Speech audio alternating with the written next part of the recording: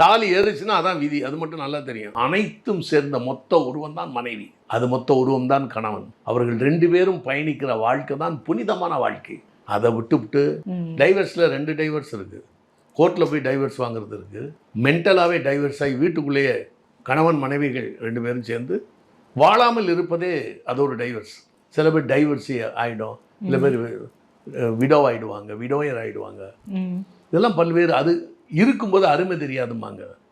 என் மனைவி இறந்த பிறகு தான் எந்தெந்த ஆங்கிள்லேருந்து நான் துன்பப்படுறேங்கிறது எனக்கு தெரியுது. அதில் சந்தேகமே இல்லை. அதில் நான் அவ்வளோ கஷ்டப்படுறேன்.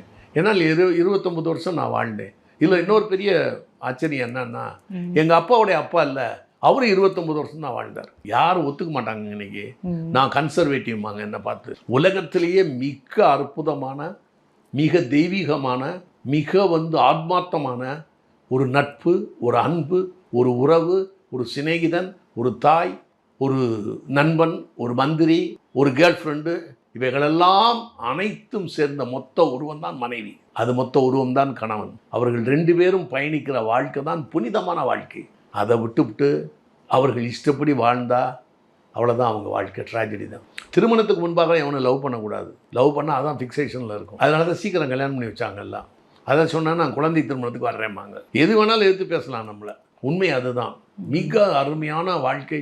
என் மனைவி என்னுடைய ரொம்ப க்ளோஸு. நாங்களாம் அன்பாக தான் இருந்தோம். பிரிந்தது, நான் ஸ்ட்ரிக்டாக இருந்தது அவங்களுக்கு வேதனையாக இருந்திருக்கலாம். அதுதான் நான் டார்ச்சர்னு சொன்னேன். டார்ச்சர்னு அடிக்கிறது கிடையாது. அவன் மனம் புண்படும்படி நம்மளுடைய வேகத்திற்கு அவர்கள் வரவில்லை என்றால் அதுவுமே தான். 2 பேரும் கிளியர் அண்டர்ஸ்டாண்டிங்கில் இருக்கணும். கல்யாணத்துக்கு முன்னால் 2 பேருக்கும் இது கவுன்சிலிங் பண்ணணும். வாழ்க்கைன்னா என்ன, எப்படி இருக்கணும் அப்படின்னு.